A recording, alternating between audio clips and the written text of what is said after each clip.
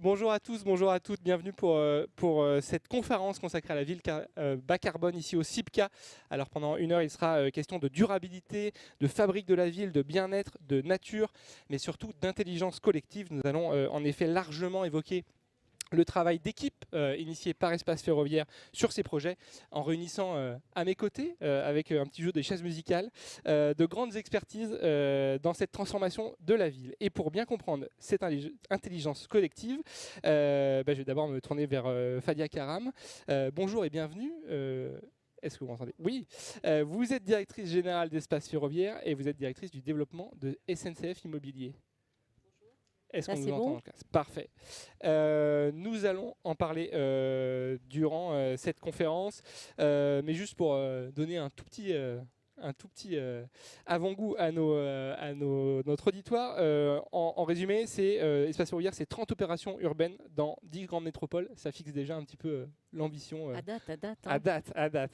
Et puis à vos côtés, pour commencer un petit peu ce tour de table, Alexandra Lebert, bonjour. Bonjour. Vous êtes directrice de domaine d'action stratégique changement climatique économie au sein du Centre scientifique et technique du bâtiment, le CSTB, qui est donc un établissement public au service de l'innovation dans le bâtiment. Je peux le résumer comme ça? C'est pas mal. Par Bon. contre, je rajoute un truc, c'est économie circulaire et Économie ressources pour le circulaire. bâtiment. C'est important, c'est important. Les présentations sont faites. On va essayer d'organiser cette séquence en 2 temps. D'abord 45 minutes d'échange avec les différents invités qui vont donc se succéder. Et puis ensuite, je vous proposerai peut-être d'ouvrir les questions pour prendre un petit peu vos retours. Et je vais donc me tourner naturellement vers Fadia. On va parler ensemble là, pendant toute cette heure de ces projets à multi-échelle que vous développez. Des projets que vous pensez, je crois, un peu comme des symboles de la ville de demain. Alors, d'où naît cette ambition? Pourquoi cette ambition? Et puis, peut-être en avez-vous goût de comment vous y prenez pour créer cette ville bas carbone. Bonjour à tous et à toutes. Je ne sais pas si vous m'entendez bien sans les casques.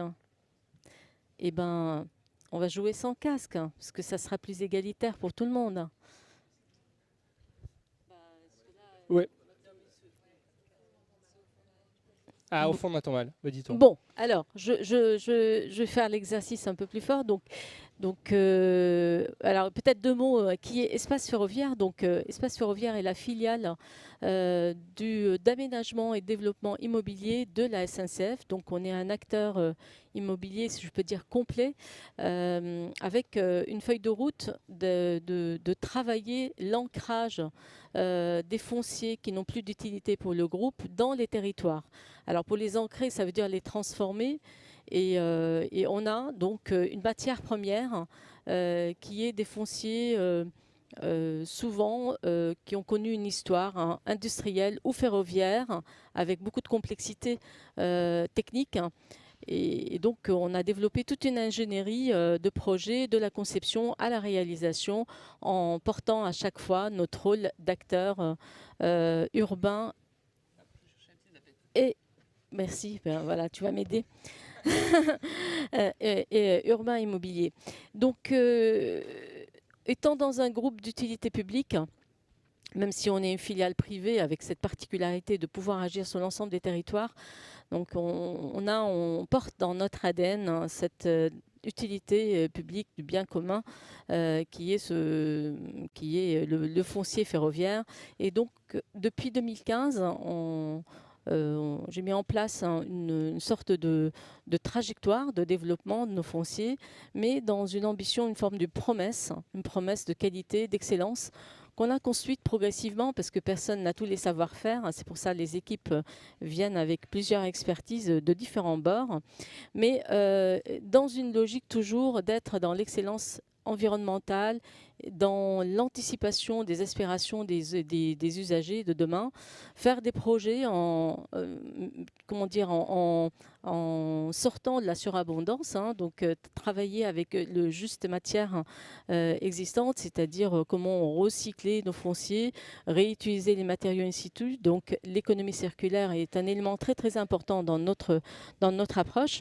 Mais globalement, toute cette transformation foncière qu'on fait et a un enjeu majeur, c'est-à-dire contribuer contre l'étalement urbain, contribuer à la désartificialisation du foncier en centre urbain, parce que nos sites sont souvent dans des grandes métropoles, hein, au moins ceux qu'on développe, avec une ambition holistique, hein, d'approche holistique du démarche bas carbone, démarche économie circulaire, la place de la biodiversité, parce qu'on recrée, on refertilise nos fonciers, et créer des services pour les usagers, des services de proximité.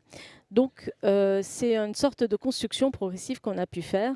Bien sûr, on peut le faire parce qu'on travaille avec les collectivités locales, hein, parce qu'il faut, pour ancrer le foncier, il faut ajuster les documents d'urbanisme, donc il faut convaincre, il faut prendre la juste place. Et donc, voilà, donc on agit avec humilité, à la juste place pour créer la valeur ajoutée nécessaire, avec beaucoup d'agilité. Et parfois, les collectivités y trouvent un intérêt parce qu'on peut être accélérateur au développement de leur territoire. Et du coup, le deuxième volet, c'est qu'on est un grand producteur de logements, parce que nos fonciers lesquels on agit sont souvent, il y a toujours une mixité, mais souvent 50 ou 60% de production de logement sur l'ensemble du programme.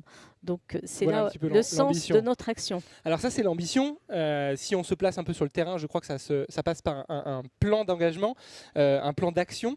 L'idée, c'est que voilà, il y a cette ambition générale. Ensuite, il faut pouvoir la décliner sur chaque quartier à travers un certain nombre d'actions, d'engagement. Est-ce qu'on peut en dire quelques mots? Voilà, donc on a sous les yeux un peu les 4 priorités, hein, de notre plan d'action. Donc depuis 2015, comme je disais, on y travaille avec une ténacité pour qu'on puisse avoir ce plan de performance environnementale, mais aussi sociétale, parce qu'il n'y a pas que la partie carbone technique, à vrai dire, mais aussi la qualité des usages et la pérennité de cette qualité dans le temps. Donc on voit les 4 piliers de notre action. Émissions CO2, donc tous nos projets, on vise moins 20, moins 30% selon les cas, selon les situations urbaines.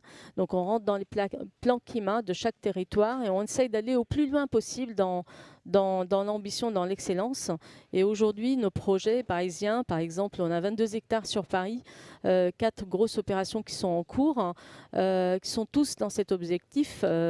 Et cet objectif est atteint, je dirais, je tiens à le dire, parce qu'en 2015, c'était un objectif. On ne parle pas que d'ambition, on parle aussi de réalité terrain. Oui, parce que les solutions sont là, des boucles de chaleur par quartier, donc, qui permettent d'atteindre quasiment 50% d'énergie renouvelable à l'échelle du quartier. Bien sûr, en couplant des solutions de réseaux de chaleur, des panneaux solaires. Donc, on vise maximiser toujours le cursus au plus loin possible sur la partie énergétique. Après, donc un développement, on incite tous les projets, qu'ils soient réalisés par nous ou par les autres promoteurs, d'aller dans les matériaux biosourcés, donc massifier cet usage dans le projet. Tout à l'heure, peut-être Franck en témoignera ou Delphine. Donc la place prioritaire pour les matériaux biosourcés. Nos quartiers sont sans place, il n'y a pas de place à la voiture, hein, donc c'est sans voiture. Donc ça aussi, c'est un parti pris, par exemple, qui permet de réduire complètement le bilan carbone. On a le recyclage, donc je passe à l'économie circulaire. Donc le recyclage des matériaux in situ, on est quasiment à 80-90% de recyclage des matériaux qui sont produits de démolition dans nos opérations, avec une réutilisation à hauteur de 70 à 80% in situ. Donc ça aussi, c'est très très important dans le bilan carbone aussi. On a la chance d'avoir des bâtiments de grande qualité patrimoniale. On travaille souvent à sauvegarder tout ce qu'on peut sauvegarder, le transformer donc dans ce schéma d'économie circulaire. Et puis, voilà, donc, on a à peu près fait le tour de... Voilà, fertiliser quand même. Fertiliser, un mot sur fertiliser. Fertiliser, donc nos projets parisiens, je cite ça parce que c'est les projets les plus avancés, on est entre 40 et 50% d'espace vert, dont minimum 30% en pleine terre. Ouais. Donc je reviens à l'histoire de la désartificialisation. Donc on a un foncier qui était complètement minéral, qui devient perméable. Pareil, sur la messagerie, on a un très bel exemple. Et on crée de la biodiversité Donc c'est une richesse. C'est pour ça que je parlais des relations avec les collectivités, parce que on C'est fait ça. gagnant-gagnant. On fait ça, c'est gagnant-gagnant. On fait ça certainement pour l'intérêt du citoyen, mais aussi les collectivités y trouvent un intérêt parce que ça répond complètement à leur projet politique aussi, déploiement des espaces verts, de déploiement du logement dans leur territoire. Et c'est pour ça aussi qu'elles nous accompagnent. Parfait. Alors ça, c'est pour le plan d'action. Ensuite, j'allais dire, il y a un peu une équipe du bas carbone qui vous accompagne, puisque pour mettre en place tous ces projets, je crois que vous comptez notamment sur un solide réseau de partenaires. Ensemble, on est plus fort. Ça marche aussi pour transformer la ville bas carbone. Surtout, ensemble, on est beaucoup plus crédible. Parce Plus que fort et faire plus une promesse c'est facile. Le but, c'est qu'on la concrétise. Et voilà, nous, on a des savoir-faire, mais certainement, on n'a pas tous les savoir-faire. Et comme je le dis parfois à quelques collaborateurs qui font un petit sourire, pour moi, faire la ville, c'est de la médecine. Et donc, c'est une connaissance, c'est un corps vivant. On travaille sur un corps vivant. Il faut être en permanence dans l'innovation, dans la recherche. Et c'est pour ça on fait appel aux sachants, donc au CSTB qui nous accompagne beaucoup dans la démarche bilan carbone et le recyclage, l'économie circulaire. Franck Boutet aussi en tant que maîtrise d'œuvre ingénierie environnementale sur l'approche holistique de la conception de projet de l'amont jusqu'à la réalisation. On a des partenariats aussi avec le booster du réemploi, donc ce qu'on introduit aujourd'hui dans les 2 projets qu'on a en développement immobilier, une partie de matériaux utilisés, donc on se donne des objectifs. Fibois aussi, on a un partenariat pour pouvoir les déployer aussi de bois dans nos projets parisiens. Et que dire avec le BRGM aussi, qui est notre dernier partenariat. Et peut-être un mot là-dessus.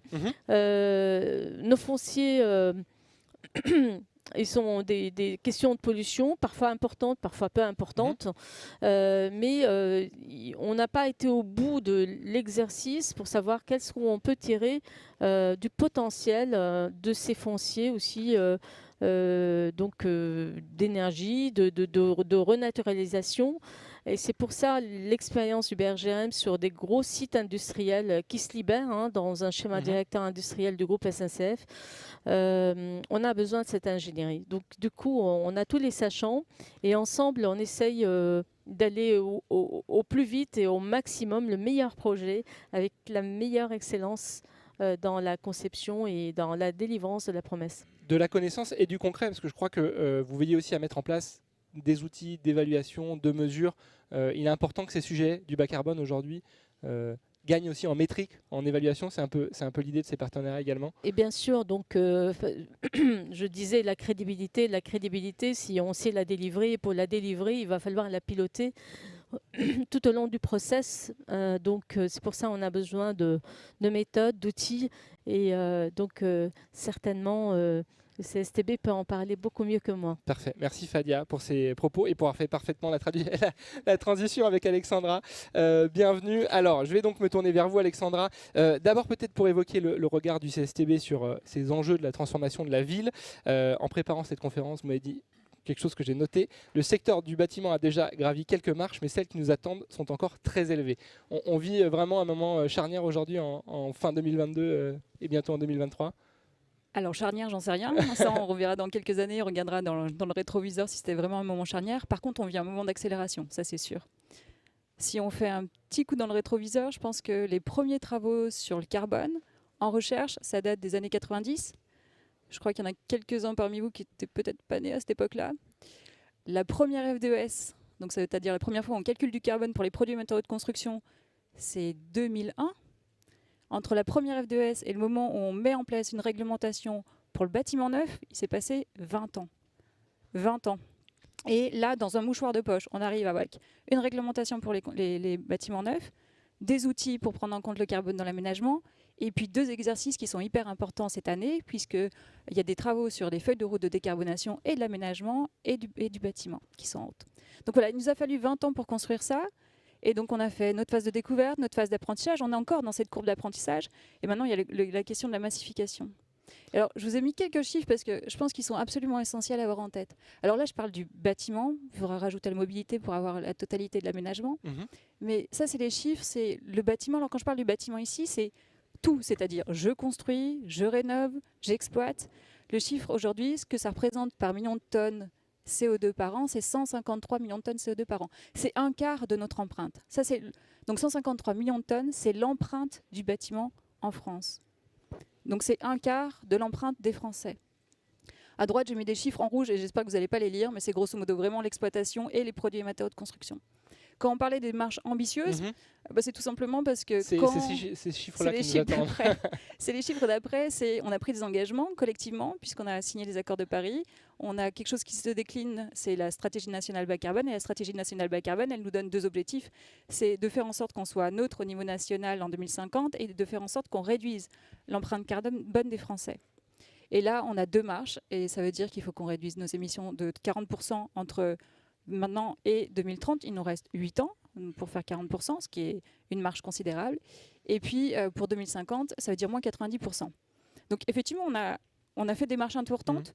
Mais il y a encore du travail. Il y a des objectifs assez élevés, oui. Alors justement, pour gravir ces marches, le CSTB, il est là aussi pour accompagner les acteurs du secteur. Concrètement, comment vous vous y prenez? Quelles sont un petit peu les actions que vous mettez en place pour peut-être, il faut d'ailleurs atteindre ces chiffres qu'on voit sur l'écran derrière nous. Ouais. Moi, j'utilise une expression, je dis que le CSTB, c'est un peu la fonction support. On est là pour identifier les sujets en amont, les préparer. On a des spécialistes chez nous, on a des gens qui ont des doctorats en éco-conception, en matériaux changement de phase, en thermique du bâtiment. L'idée, c'est de faire tout ce travail recherche et puis ensuite de faire en sorte que l'on construise des outils, des méthodes pour outiller le monde de la construction. Parce que nous, on ne va jamais dans la prise de décision sur un projet en particulier. Mais par contre, notre rôle à nous, c'est vraiment de faire en sorte que les acteurs puissent avoir les bons outils au bon moment. Avec 2 objectifs, clairement, sur le sujet carbone, c'est de faire en sorte que chacun d'entre nous ait un compteur carbone qui soit approprié à notre rôle, à notre action. Ça, c'est le premier élément. Donc, que vous soyez en train d'aller acheter quelque chose à Castorama le samedi matin, que vous soyez en train de construire un projet, en train de rénover un projet, le rôle du CSTB, c'est vraiment faire en sorte que vous ayez cet indicateur carbone sous les yeux. Et le deuxième travail du CSTB, ce qui est en train d'être préparé, c'est de savoir à quelle vitesse il va falloir courir. Donc, c'est vraiment d'avoir les 2. Donc, les chiffres et le rythme. Le chiffre et le rythme. Et surtout, ensuite, c'est de faire en sorte qu'il y ait un terrain propice. C'est-à-dire que le CSTB, par la formation, par la mise à disposition d'outils, on soit dans la création des conditions favorables. Parfait. Et puis alors, il y a Patrick Nosson qui sera là aussi. Je pense qu'il y a aussi cette côté de faire en sorte que vous ayez des choses qui valorisent les premiers, les précurseurs, ceux qui vont plus vite, plus fort. Qui valorisent à tous les plans d'ailleurs. Voilà. Et puis après, il y a le travail de l'État qui est sur le plus coercitif. Un mot sur le travail avec Espace Ferroviaire plus particulièrement. Déjà, quel regard vous portez sur les projets qui sont menés, l'ambition que Fabia nous a présentée, et puis plus largement, comment ça se concrétise, vous, côté CSTB, ce travail avec Espace Ferroviaire?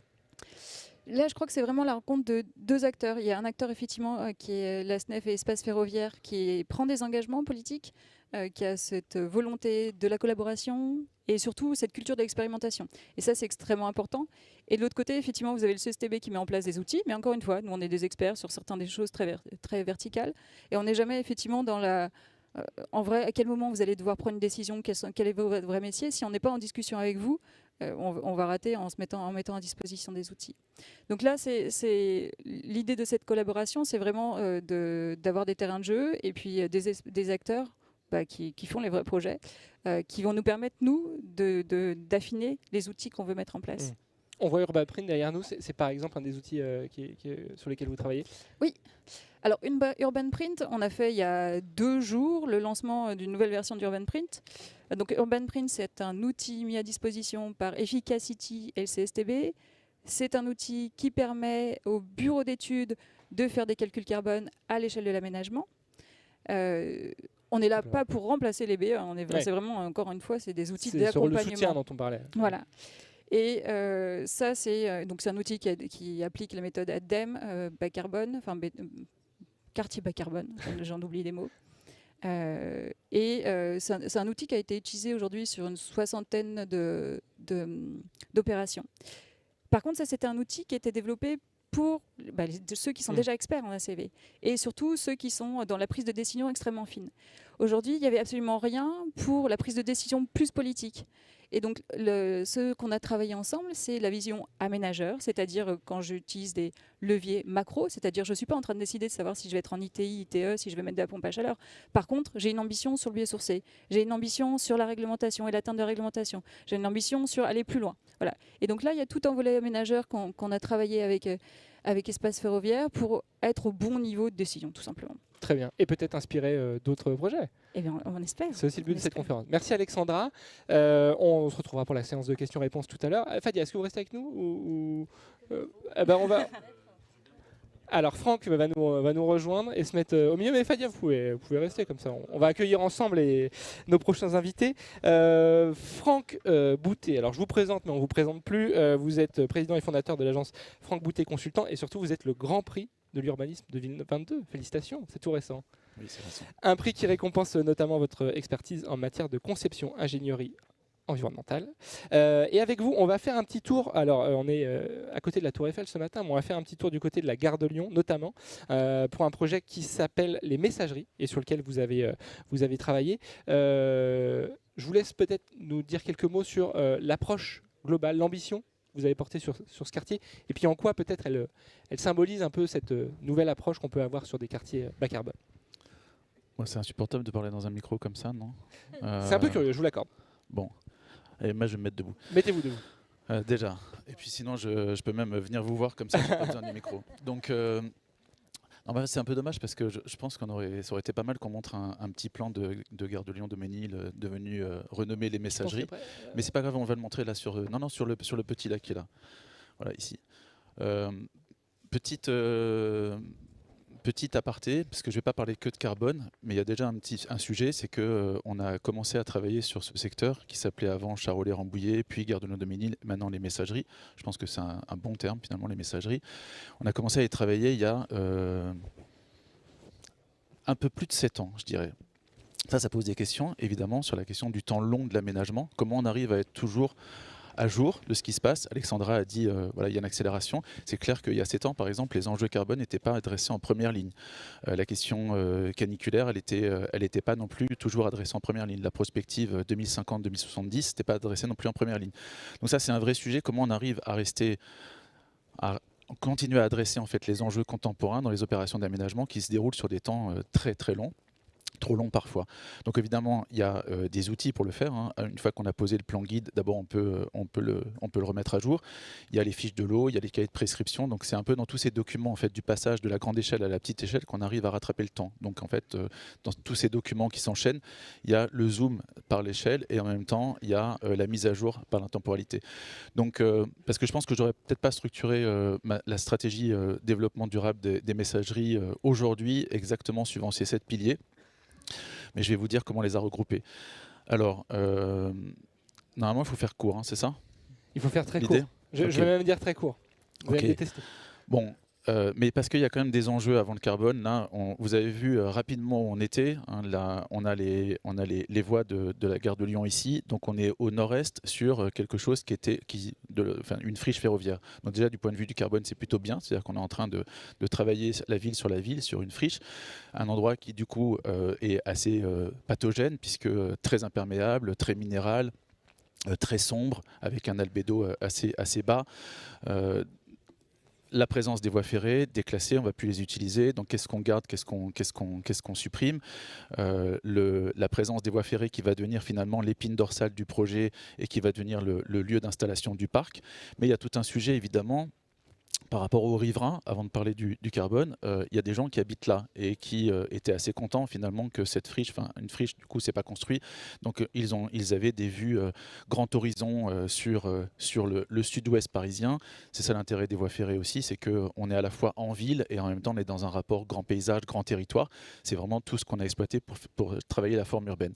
Donc ce thème un peu, parce qu'on a des noms un petit peu capillotractés, mais ce thème un peu étrange là, du tissu poreux, c'est vraiment l'idée de comment on arrive à rajouter des mètres carrés construits dans Paris, qui est déjà une ville très dense. Donc comment on rajoute de la densité en faisant oublier la densité. Il y a une recherche un peu de camouflage de la densité. Comment on arrive à construire en ayant le moins d'impact possible, avant l'impact carbone, donc l'impact possible sur ceux qui sont déjà là. Donc ils sont habitués à ces vues grand territoire, et tout le travail qu'on a mené vraiment sur un banc test, c'était pas UrbanPrit, mais vraiment des outils, on va dire, d'optimisation de la forme urbaine.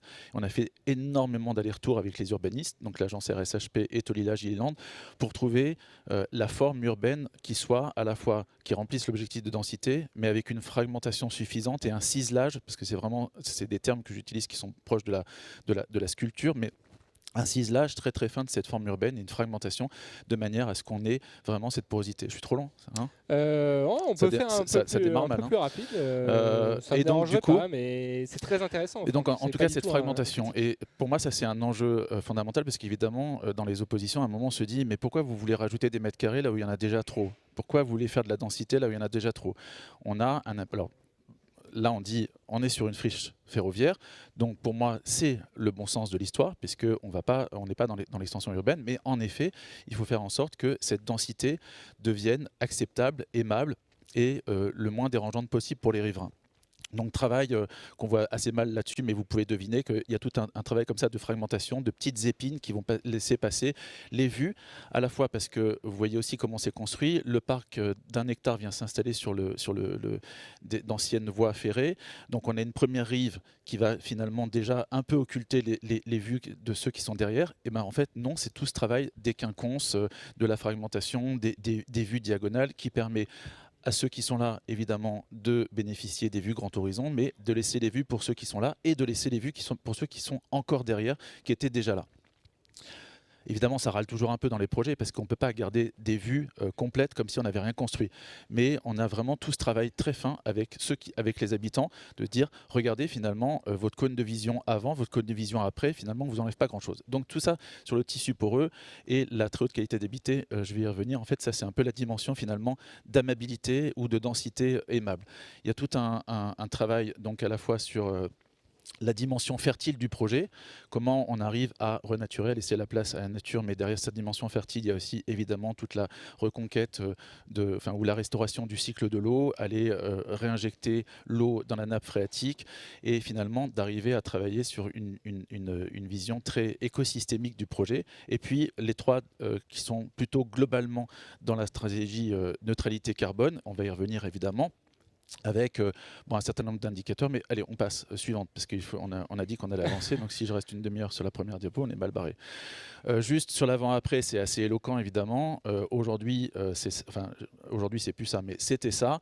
Donc 73% de surface imperméable. Il y a un shift assez radical. On va passer à la moitié de surface, plus de la moitié de surface perméable, avec une place donnée à la végétation qui est très importante. C'est une forme de nature 3D qui s'installe. Il y a évidemment le parc, donc d'un seul tenant, cette partie-là, mais ce qu'on fait aussi, c'est que du coup, il y a toutes les extensions des espaces verts en pleine terre qui sont attachés visuellement au parc. C'est une espèce de parc augmenté, même si on passe d'une propriété publique, ou de non-propriété, on va dire, d'un domaine public à de la propriété privée. En fait, il y a vraiment cette histoire de l'élargissement du parc. La porosité, elle est évidemment aussi intéressante pour laisser passer la lumière, le soleil, etc., les vues, mais aussi le vent, on va y revenir. Et donc, des petits indicateurs qui sont là, vous connaissez, de toute façon ils sont écrits là. Ouais. La moyenne par mètre carré, en mètre carré d'espace vert par habitant dans le 12e, elle est assez faible, c'est évidemment sauf si on inclut le bois de Vincennes, mais sinon elle est hors bois de Vincennes, elle est de 3 mètres carrés par habitant. Paris c'est un petit 4, ça dépend ce qu'on prend, si on prend les parcs ça gonfle pas mal, mais le Paris intramuros c'est assez faible. Et là on arrive à allier finalement densité par ce ciselage, densité aimable et en même temps présence de la nature avec 10 mètres carrés d'espace vert par habitant, par nouveaux habitants, ce qui est en ligne avec la recommandation de l'OMS. Baptiste, je vois qu'il t'accélère. Ok. Donc cette histoire du ciselage, on a dit aussi, où ce tissu poreux, c'est laisser passer le vent. Vous savez tous, parce que maintenant c'est des choses qui sont qui sont bien connues. On est, je vous disais, on est dans quelque chose qui était assez pathogène, évidemment sur une problématique qui est très en première ligne aujourd'hui aussi, qui est la question de l'îlot de chaleur urbain. En fait, tout ce travail, donc, on désimperméabilise, on déminéralise, on réinjecte l'eau dans la nappe phréatique, on vient chercher l'eau dans le sous-sol. Donc là, on a une ressource eau, on plante énormément. Il y a 30% d'espace en pleine terre, il y a un parc, c'est parc d'un hectare, c'est 10 mètres carrés d'espace vert par habitant. Donc on a l'eau, on a le végétal. Le végétal, c'est une surface d'échange et il nous manquait juste le vent pour faire ce rafraîchisseur adiabatique bien connu. L'image du linge qu'on trempe dans une bassine, qu'on met à une fenêtre. Le linge, c'est la surface d'échange, c'est ce que font les végétaux. L'eau, c'est celle du sous-sol ou celle de la pluie. Et le vent, c'est ce qui va permettre de fabriquer finalement cette réaction endothermique, donc qui est les 3 ingrédients du rafraîchisseur adiabatique. Donc cette porosité, elle sert aussi à fabriquer cette brise, ou à permettre cette brise qui va permettre de complètement rafraîchir et d'offrir finalement un poumon, juste remets avant Baptiste, un poumon de fraîcheur. Non mais parce qu'en fait ça c'était pour raconter aussi l'habitabilité des lieux. Ça c'est quelque chose qu'il faut travailler de manière très scalaire, de la très grande échelle à la petite échelle, voire à la fenêtre. Très souvent on demande aux bâtiments de régler tous les problèmes que l'aménagement ou l'organisation urbaine ou même la planification urbaine n'a pas résolu. Moi je suis assez opposé à cette idée-là. Par exemple, ne serait-ce que le confort d'été, à un moment ouvrir une fenêtre pour se rafraîchir, c'est une histoire de géographie. J'en suis persuadé. C'est-à-dire qu'à un moment quand on ouvre une fenêtre, fait sur quoi je donne. Donc déjà, ça va poser évidemment des questions d'épaisseur de bâtiment. Est-ce que c'est traversant, pas traversant ? Est-ce que je vais avoir une brise qui va passer à travers mon logement? Mais finalement, cette brise, d'où vient-elle? Elle vient évidemment des espaces vides qui sont dans la ville, donc des espaces publics. Comment sont-ils orientés? Sont-ils capables vraiment de prendre le vent et de générer cette brise bienfaisante? Mais en amont de la ville, d'où vient ce vent? Est-il passé sur des masses boisées, sur une masse d'eau qui permet son rafraîchissement? Donc en fait, toutes ces histoires-là, c'est pour ça que là, j'ai mis du détail de l'habitabilité. Alors évidemment, en plus, on est dans des endroits qui sont assez différents. Habiter le long des voies ferrées, c'est évidemment se protéger avec ces espaces tampons, et habiter sur le parc, c'est être en... Ouais, on va passer. Mais en tout cas, cette histoire de la géographie à l'intime, elle me paraît essentielle pour traiter les enjeux urbanistiques aujourd'hui. Sur la question du carbone, parce que j'ai l'impression que c'était le sujet, donc là c'était du coup l'introduction. Sur la question du carbone, je fais toujours peur en fait, moi c'est terrible. Mais, non, pas du tout. Donc là on fait un filtre, parce que vous avez tous en tête 10 tonnes de CO2, donc vous allez dire, il raconte n'importe quoi, pourquoi on lui a filé le grand prix. En fait, là on fait un filtre évidemment sur les sujets sur lesquels on peut agir. Donc on filtre et on travaille un peu les indicateurs carbone pour parler de ceux qui habitent, de ceux qui vont travailler, etc. Donc on part en fait d'une empreinte carbone sur laquelle on va pouvoir agir, et ça va être un élément très important sur ce sur quoi on peut agir, donc qui pèse 3,8 tonnes de CO2 par occupant, et le travail qui est mené donc nous arrive à 2,6. On va passer, parce qu'en fait c'est la fin qui m'intéresse le plus, donc si tu me coupes avant ça va être extrêmement frustrant. Non, juste de manière subliminale, voilà ici. Petit sujet, donc du coup sur la construction, évidemment, matériaux décarbonés. Sur le carbone, d'ailleurs, il y a quelque chose qu'on oublie assez souvent, c'est avant le mieux de matière, c'est-à-dire en gros le décarboné, le biosourcé, etc., ou le géosourcé, c'est d'abord le moins de matière. Ça, c'est un travail qui reste vraiment à mener. Comment on peut optimiser l'usage de la matière, donc le poids matière par rapport à un service rendu. C'est un nouvel enjeu à donner au bureau d'études structure. Du coup, matière, énergie, bon... On était très ambitieux au moment où on a posé la stratégie de développement durable. On a dit tous les bâtiments vont être C2. On n'avait pas anticipé. Alors les calculs du C2 du plus C- n'étaient pas encore complètement bien arrêtés. Et on est raccordé au réseau de chaleur. On croit au réseau de chaleur parce qu'une fois qu'on fait payer la collectivité pour faire un réseau d'approvisionnement énergétique, autant que tout le monde en profite. Le problème, c'est qu'en se raccordant au CPCU, on hérite d'une source qui est quand même assez carbonée. Donc finalement, nous n'arrivons pas à être C2 sur les bâtiments aujourd'hui. On a rétropédalé, mais c'est une question aussi de réalisme et de bien tempérer les objectifs entre un objectif réglementaire sur des bâtiments qui dit c'est facile d'être C2, sauf que si on prône encore l'approvisionnement sur les réseaux mutualisés, ça ne marche pas toujours. Donc, du coup, voilà, sur la question du carbone. Après, sur les stratégies carbone, il y avait évidemment la question du réemploi, etc. Sur les éléments autres, biodéchets, mobilité, mais à Paris, on est déjà sur des mobilités qui sont plutôt très bonnes. Là, ce qu'on fait, c'est surtout par cette porosité, c'est un peu cette idée de l'urbanisme des courtes distances. Moi, je ne dis pas la ville du quart d'heure, parce que c'est... on a parlé avant d'urbanisme des courtes distances dans l'exposition Paris-Haussmann, et après, c'est devenu la ville du quart d'heure sans nous citer. Donc moi, je dis urbanisme des courtes distances. Donc cette porosité, elle permet aussi finalement de donner envie de ne pas utiliser sa voiture, d'aller directement au transport en commun. Et puis, je finis là, où je ne vais pas finir vraiment là, c'est juste celle après, mais là, du coup, je parle des usages. Parce que, alors on va prendre tout de suite la fin, voilà. Comme ça, voilà. Ça vaut ce que ça vaut, mais c'est assez. Ça fait le complément de ce que disait Alexandra tout à l'heure, que je trouvais très intéressant. C'est en fait quel rôle on a dans cette histoire de la chaîne carbone et quelle humilité faut-il avoir. En fait, si on prend l'empreinte carbone d'un citoyen, donc si on reprend les chiffres qui sont maintenant bien connus, en France, en gros, on est à 10 tonnes de CO2 par habitant, en comptant, il y a quand même 45% d'importation. Attention, on va dire 10 tonnes pour simplifier. L'objectif, limiter le réchauffement climatique à plus 1,5 degré, ça donne un budget de 2 tonnes. C'est un peu ce qu'on voyait aussi sur le graphe d'Alexandra, la contribution bâtiment et avec la réduction massive. Donc en fait, l'objectif qu'on a, horizon 2050, c'est une division par 5. C'est du jamais vu. On voit sur les opérations ce qu'on arrive à faire, on arrive à gagner 30, 50%, mais division par 5 de l'empreinte globale, c'est du jamais vu. Donc c'est réellement un changement de société qui s'annonce.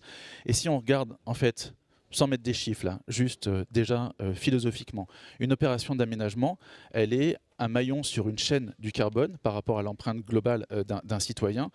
Il y a un amont qui est en gros des grandes décisions nationales, le mix énergétique, comment on produit l'électricité, etc., qui n'est pas du ressort directement des aménageurs. Et puis, il y a un aval qui est l'usage, puisque, en gros, tout à l'heure, tu as dit 25%, mais en gros, les sujets sur lesquels on peut toucher quand on fait de l'aménagement, donc quand on est acteur de la ville, aménagement immobilier, c'est en gros, pour simplifier, à peu près un tiers de l'empreinte carbone des citoyens. Donc il en reste 2 tiers qu'en tant qu'acteur de la ville, on ne peut pas adresser directement. Ce qui est un vrai sujet, puisque quand bien même on arriverait à faire 0 sur le tiers, on n'aurait gagné qu'un tiers, il en resterait toujours 2 tiers, donc on est loin de la division par 5. Donc du coup, moi je pense que ça donne, en tout cas, alors c'est pas pour se dire il n'y a rien à faire, parce que de toute façon, si on est très bon, on ne fait qu'un tiers, c'est quand même un tiers, donc il faut être très bon, mais il faut toujours replacer ça dans cette chaîne de l'amont à l'aval. Il faut se dire qu'aujourd'hui, en tant qu'acteur de la ville, non seulement on doit faire le maximum de ce qu'on peut faire sur le tiers, parce que c'est déjà quand même pas rien, mais surtout, on doit penser le caractère incitatif, inductif, en fait, sur les usages, parce qu'en aval, c'est quoi? C'est de l'alimentation, des biens de consommation. Ça veut dire aussi que, les opérations d'aménagement considérées comme infrastructures finalement de la transition, elles doivent permettre donc donner la capacité aux citoyens qui vont les occuper. Et en même temps, évidemment, ça joue sur la programmation, parce que si on veut manger autrement, évidemment, il faut qu'il y ait une offre. Donc en fait, ça remet la programmation comme donnée essentielle de l'aménagement pour faire le passage du milieu matériel sur lequel on agit, milieu physique, et du milieu humain, plus immatériel, sur lequel on peut être inductif. Et puis l'autre, juste avant, l'autre en amont, moi je dis aussi maintenant, finalement, les opérations d'aménagement doivent devenir des démonstrateurs pour inciter finalement aux évolutions des politiques nationales. Donc en fait, les acteurs de la ville et les opérations d'aménagement ont un double rôle d'inciter les utilisateurs en aval et de permettre de leur donner la capacité et d'être démonstratrices pour inciter l'évolution des politiques nationales. Voilà, j'ai tenu parfaitement mes temps. Merci. Merci beaucoup Franck. C'était passionnant, on aurait pu en parler au moins 1 heure de plus, mais c'est le temps qui nous incombe pour cette conférence. Donc je vais convier Delphine à nous rejoindre. Delphine Mijon, vous êtes associée de Franklin Asie Architecture. Bonjour. Alors, je suis allé sur votre site et Franklin Asie Architecture, vous positionnez comme un cabinet au croisement de l'architecture d'intérieur, du design et de l'art contemporain. Est-ce que cette présentation vous va bien? Ça va, très bien. Parfait. Alors, on a vu avec nos précédents invités un petit peu les opérations qui étaient menées sur cette transformation de la ville. D'abord, avant de parler des messageries, parce que vous avez intervenu sur les messageries, comment vous placez l'architecte dans cette transformation bas carbone, cette transformation radicale de la ville? Quel est son rôle finalement? Son rôle, il est assez stratégique, puisque effectivement, on est un peu au milieu de tout un système qui a été un peu présenté justement par Franck à l'instant, au milieu d'un système puisqu'on a des maîtrises d'ouvrage très volontaires, des acteurs publics très ambitieux qui donnent vraiment des nouvelles ambitions pour la ville de demain. Et nous, on a un rôle de cohérer, de créer une cohésion autour d'une équipe de maîtrise d'œuvre pour emmener en fait tout ce beau monde à construire ce qui est attendu par la collectivité, par les maîtrises d'ouvrage. Donc notre rôle, il est important, bien évidemment. Parfait. Et ce rôle, vous l'avez tenu sur le quartier des Messageries, Notre avec un rôle, premier immeuble Voilà, tout à fait. qui s'appelle Messager. Oui. Est-ce qu'on peut en faire le tour du propriétaire, même s'il n'est pas encore construit? Oui, À quoi ressemblera-t-il ce bel immeuble? Alors ce bel immeuble qu'on a conçu avec l'agence AM, Nicolas Bérec est ici. C'est une association d'architectes qui était une volonté aussi de la maîtrise d'ouvrage et de la ville, qui montre aussi un peu un renouveau dans la manière de concevoir la ville. C'est un projet effectivement qui s'inscrit dans une ZAC, dans un nouveau quartier, avec, comme je disais, une vraie volonté de construire un quartier bas carbone. Et ce projet est le premier projet qui va se construire, qui est un immeuble de bureaux avec une ambition E3, C2, comme C1, comme l'a dit Franck tout à l'heure. Donc c'est un projet très compact, avec une présence du végétal en son centre, puisqu'on a essayé de créer un îlot central pour apporter un îlot de fraîcheur. On a la compacité fait qu'on a limité l'emprise au sol du bâtiment. On est vraiment sur une emprise au sol la plus minimale par rapport à ce qui était demandé comme charge foncière, comme mètre carré. Il a aussi, de par son positionnement, il est à la lisière entre le quartier existant du 12e. C'est peut-être l'image qu'on voyait avant. Juste avant, oui. Oui, il me semble. Et alors, pas vraiment, mais c'est pas grave. Et le futur quartier en devenir. Et on avait un projet, un bâtiment existant, mitoyen, avec une architecture plutôt classique, en pierre. Et donc, nous, l'idée était de retravailler sur cette architecture en pierre. Donc, on a tout un socle en pierre massive. Et c'est déjà une première approche que nous, on travaille beaucoup à l'agence, c'est que un élément doit avoir plusieurs usages. Et en travaillant sur la pierre massive en façade, on travaille la structure et le clos avec un seul matériau, avec un seul élément, et c'est quelque chose qui nous tenait à cœur. Bien évidemment, une structure bois qui était une vraie volonté politique, volonté au sein du centre de l'aménagement, des fiches de l'eau. Beaucoup de lumière naturelle. Beaucoup de lumière naturelle. Ouais, on a travaillé aussi avec Zefco, qui est notre partenaire environnemental, sur le bon rapport des parties vitrées du bâtiment pour limiter les apports solaires, mais quand même offrir une belle visibilité sur l'extérieur et un apport de lumière naturelle. Donc la structure est en bois. Là, ça a été un vrai challenge en fait d'imaginer une structure bois, parce que c'est vrai que les immeubles de Buttereau ont toujours été conçus et imaginés en béton, avec des trames. C'est un matériau qui structurellement n'est pas le même que le bois, donc ça a nécessité de faire de prendre certaines décisions pour arriver à créer avec une structure bois les standards de l'immeuble de bureau, mais aussi d'être capable d'être réversible en logement, puisque c'était aussi... Alors ça, c'est un point important. Voilà, l'une des données importantes qui nous avait été demandée par la maîtrise d'ouvrage, c'est que le bâtiment puisse muter en logement. Et c'est vrai que nous, en fait, à l'agence, on travaille beaucoup sur des sujets de réhabilitation. Donc, en fait, cette capacité à réhabiliter des bâtiments, finalement, nous a appris à concevoir un bâtiment mutable. Parce que c'est vrai que dans tous ces projets de réhabilitation, on en fait énormément à Paris. On travaille on étudie les structures, on étudie les pathologies des bâtiments. On a tout un travail un peu de ménage. On enlève tout le super. C'est dans votre ADN d'imaginer déjà la suite. Voilà, donc on a su réhabiliter des bâtiments. Donc en fait, ça nous a permis vraiment de comprendre comment un bâtiment pouvait être conçu pour être capable d'être muté. Parce que finalement, nous, on a fait muter des bâtiments qui avaient des usages complètement différents des usages de bureaux ou de logements qu'on a pu faire en réhabilitation. Et cette connaissance du bâti, de savoir quelle est la meilleure structure qui peut être mutée, c'est vraiment des choses qu'on a acquises par notre savoir-faire en réhabilitation, qu'on a tenté d'appliquer ici pour la réversibilité du bâtiment. Ça nécessite effectivement d'avoir une sorte de dénominateur commun entre le logement, le bureau, trouver finalement la meilleure trabe, trouver la meilleure largeur, qui est effectivement pas celle qu'on a l'habitude de travailler en logement ou en bureau. Voilà, c'est tout ce travail de mutation. Et avant de vous remercier, quand est-ce qu'on pourra se rendre dans ce bâtiment et le découvrir? Alors je vais peut-être... je laisse Fabien répondre. Donc effectivement, Espace Ferroviaire est le maître d'ouvrage promoteur de ce projet, donc qui est, comme tu disais, donc c'est le premier premier plot dans le quartier des messageries qu'a présenté Franck. Et donc l'année prochaine, on va pouvoir démarrer. Bien évidemment, si on n'a pas un problème administratif en marchant, mais je pense, vu la qualité du bâtiment, tout le monde se réjouira de voir ce projet sortir de terre. Il est messager parce qu'il porte le message de cette ambition d'excellence dont je parlais tout à l'heure. Et puis, il est très démonstrateur par la réversibilité et par le taux de biosourcé où on ne va pas pouvoir là annoncer un chiffre parce qu'on va être crédible, mais il dépasse vraiment des niveaux assez importants des labels de biodiversité. Bon, rendez-vous au CIPCA l'an prochain pour prendre des On nouvelles de espère, ce projet. l'espère. Merci beaucoup Delphine. Comme tout le monde l'a compris, le temps est compté.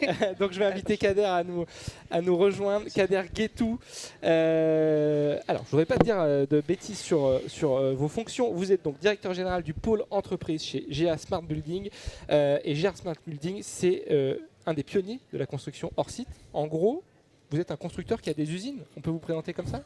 Alors, on peut nous présenter comme ça, effectivement. Bonjour à tous. C'est un peu réducteur, mais ça Bien fait sûr. partie de la différence, c'est vrai, qu'on veut porter et qui est dans notre ADN, effectivement, cette possession d'usines, de réalisation Hors site. d'éléments de bâtiments qu'on va ensuite assembler sur le chantier. En quoi cette différence par rapport à d'autres acteurs du domaine elle fait de vous peut-être un allié de cette ville carbone. Qu'est-ce qui fait que dans cet ADN un peu particulier, vous vous tournez naturellement vers ces sujets de bas carbone ? Alors d'abord, pour compléter en fait un petit peu la description de notre groupe, c'est qu'effectivement on a des usines, mais pour réaliser de manière hors site des bâtiments, il faut beaucoup d'ingénierie amont. Il faut ensuite les capacités à l'assembler et à proposer jusqu'au chantier la réalisation de ces bâtiments hors site. Et en fait, nous, on a depuis de nombreuses années déjà mis en place une stratégie durable et responsable parce que, bon, ce sont nos valeurs. Et puis, on a des responsabilités qui sont très fortes, comme l'a dit tout à l'heure Alexandra. On voit l'impact de la construction et donc on est effectivement parmi les premiers acteurs si on veut atteindre les objectifs à 2030 et ensuite à 2050. On est parmi les premiers acteurs à pouvoir bouger. Et donc, dans cette stratégie, il y a cette partie hors site qui est finalement un moyen d'y arriver. Alors, le hors site, rapidement, c'est quoi ? C'est essayer de déplacer le maximum de la production d'un bâtiment d'un chantier à des usines. Donc, déplacer à la fois du volume de travail, mais également de la complexité. Donc, ça, c'est un peu notre ambition de se dire, on va essayer à tout le moins d'essayer de construire des choses d'abord en usine, de les manufacturer en usine, et ensuite de les assembler sur le chantier. Alors pourquoi ça va dans le sens si on se concentre sur le carbone, pourquoi ça va dans le sens de la réduction du carbone ? D'abord parce qu'on va réduire les délais. Et la réduction des délais, elle passe par la réduction de beaucoup de moyens en réalité. On va avoir des chantiers qui vont être beaucoup moins consommateurs d'heures, on aura beaucoup moins d'effectifs sur un chantier, beaucoup moins de trafic autour du chantier. Les flux entrants et sortants du chantier vont être réduits de manière drastique, on estime ça, nous, à peu près à 30%. La réduction que leur site permet de générer. Et donc, on pourra parler aussi sur l'opération KEDOC de l'attrait pour la ville et pour les riverains. On réduit aussi fortement les déchets. Pourquoi ? Parce que les objets qu'on va réaliser dans nos usines, on va les penser de manière industrialisée, de manière répétitive. Et donc, sur cette action-là, on arrive à réduire de manière importante les déchets générés par la production des ouvrages. Donc des chantiers avec moins de déchets. Des chantiers avec moins de déchets, parce que d'abord, on réalise en usine, et ensuite, ces déchets dans les usines, on arrive à beaucoup mieux les valoriser. Et puis, on arrive aussi... Je sais qu'il faut aller vite, mais on arrive aussi à avoir une qualité de réalisation qui est une qualité industrielle. Et on sait qu'on arrive en usine à avoir des qualités de produits et une conformité à la conception qui est bien plus grande que ce qu'on peut faire sur le chantier. Très bien. Mais encore faut-il, parce que le hors-site c'est une méthode, mais encore faut-il que ce qu'on va réaliser en usine soit lui-même pensé, je dirais nativement, pour être bas carbone. C'est toute la chaîne en fait qui doit. Donc effectivement, les produits qu'on va développer en usine, ça va être des façades en bois qui vont incorporer l'ensemble, par exemple, du traitement d'air avec des systèmes de traitement d'air qu'on développe, de manière à ce que quand on pose la façade soit complètement terminée et qu'on puisse, par exemple, par ces moyens-là, réduire de manière très importante la quantité d'acier pour traiter l'air des bâtiments. Ça peut être des planchers béton ou des planchers mixtes, puisqu'on fait des planchers bois-béton qu'on a justement brevetés récemment, sur lesquels on a obtenu les avis techniques du CSTB récemment, et qui vont permettre de chauffer et de refroidir le bâtiment, en plus d'être structurels. Donc tous ces éléments-là qu'on va industrialiser, ils sont déjà nativement pensés, effectivement, pour venir réduire l'impact carbone du bâtiment. Très bien. Alors, vous étiez aussi avec nous aujourd'hui parce que vous travaillez avec Espace Ferroviaire. Exactement. Sur un projet qui se passe à Toulouse, une ville qui est chère à GA puisque c'est celle aussi du siège social de GA, donc vous avez un regard particulier. Expliquez-nous peut-être votre rôle dans cette opération Grand Matabio qui est doc à Toulouse, votre rôle et puis peut-être un petit tour de l'opération aussi. On a quelques photos derrière nous. Ouais. Alors on a quelques photos qui sont intéressantes, qui ne sont pas juste... si tu peux revenir, qui sont intéressantes parce qu'on a travaillé, bon, je ne vous ai pas parlé, je vais un peu vite, mais on travaille aussi beaucoup évidemment sur le réemploi. Et là, vous voyez par exemple du faux plancher qu'on a récupéré sur des chantiers, qu'on réutilise sur d'autres opérations. On va le faire sur notre opération avec Espace Ferroviaire, mais là, en l'occurrence, on le fait pour le siège de UP à Gennevilliers et pour un bâtiment du village olympique à Saint-Denis. Et puis vous voyez par exemple ici la façon dont on livre sur une opération à Gennevilliers, la façon dont on livre les ouvrages qui arrivent de nos usines. Là, on les a livrés par la Seine, en péniche. Donc là, on a réduit je crois qu'on a réduit de 60% la consommation, la production de carbone liée au transfert des Donc produits. là, on est bien dans cette logique globale que vous décrivez. Pardon. Vas-y, tu peux passer, ouais.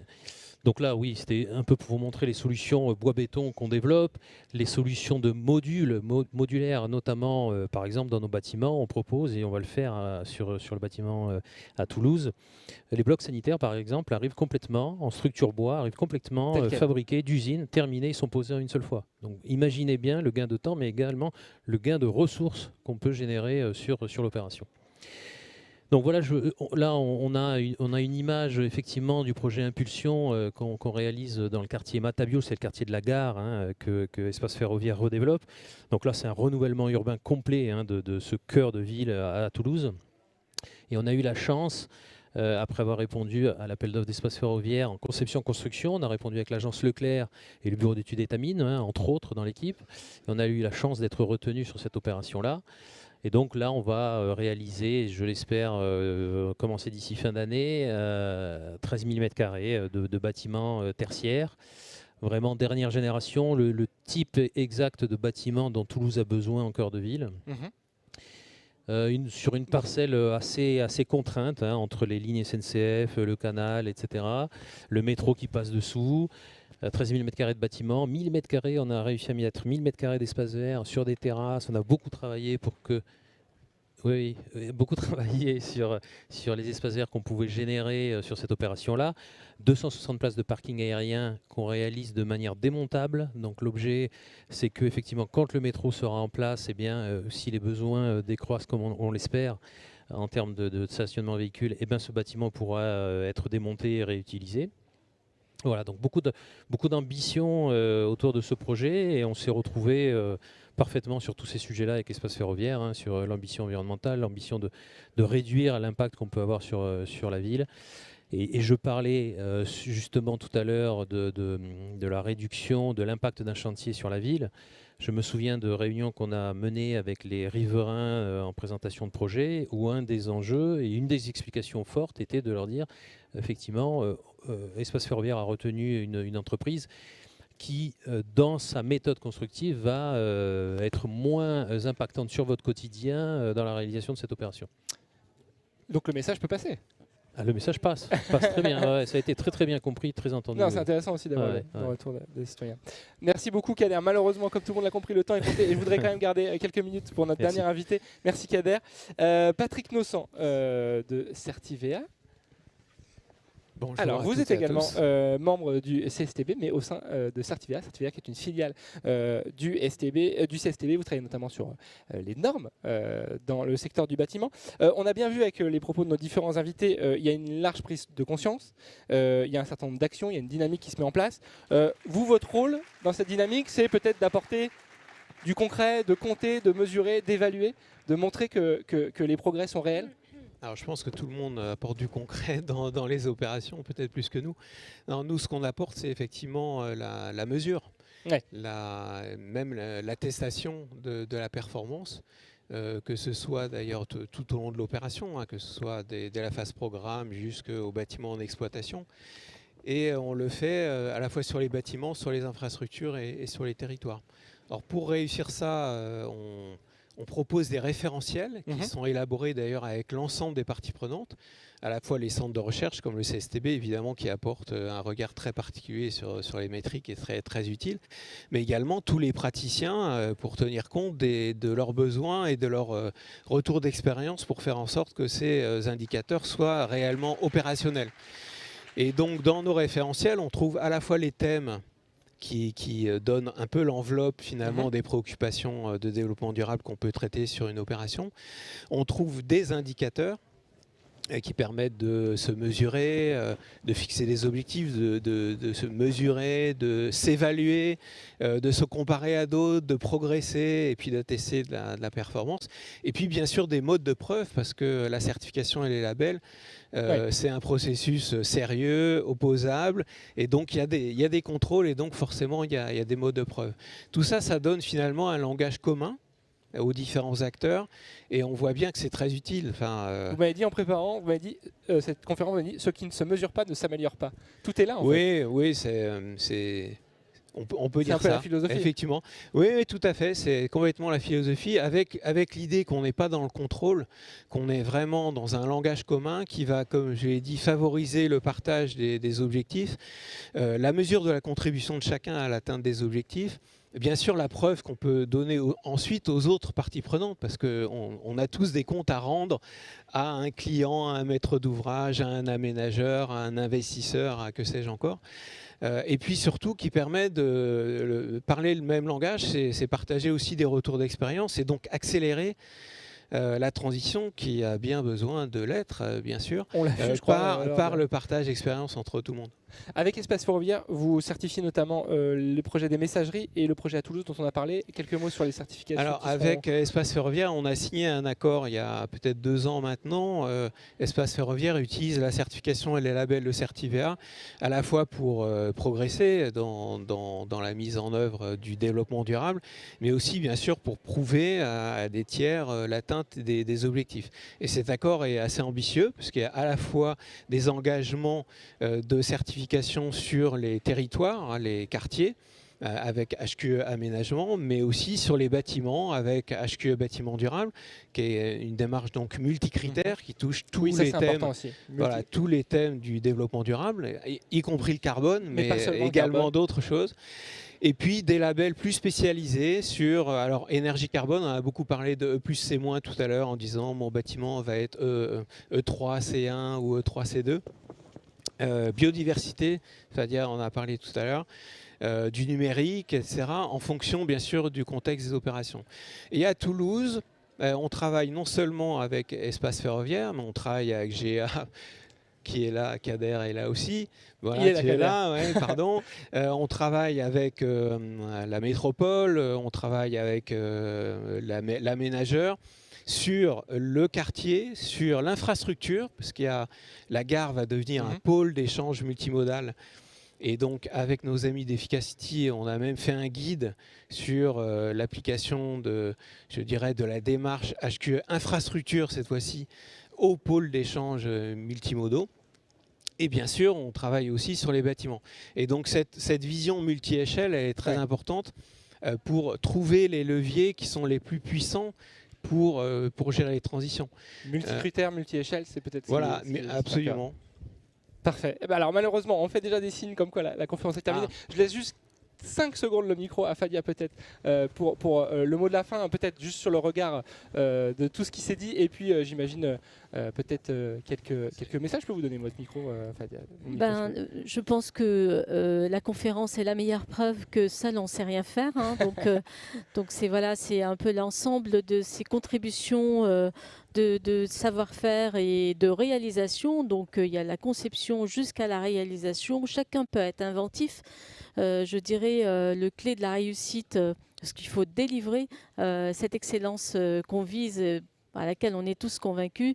Ça veut dire chacun innove, chacun met à contribution dans toute la chaîne de fabrication urbaine et immobilière son savoir-faire. Et merci pour nous enrichir, nous aider aussi à grandir.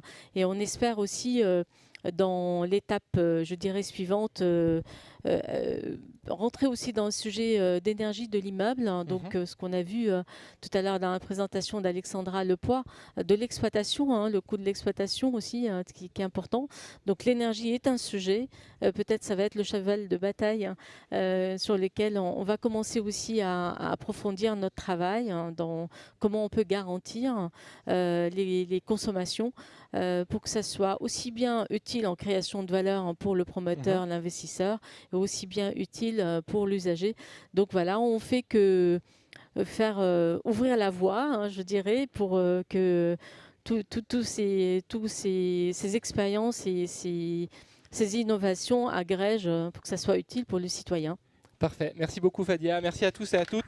On n'a pas eu le temps pour les questions, mais elles se feront dans les travées du CIPCA. Ça sera aussi agréable.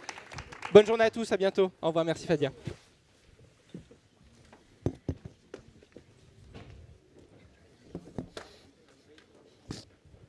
Merci pour notre collaboration très enrichissante.